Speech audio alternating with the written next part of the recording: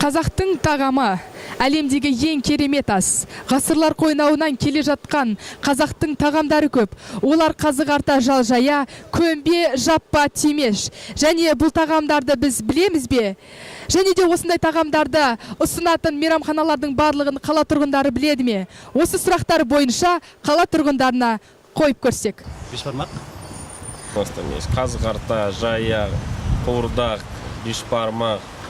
Қазы қарта, жал жая, жент, ірімшік, құрт.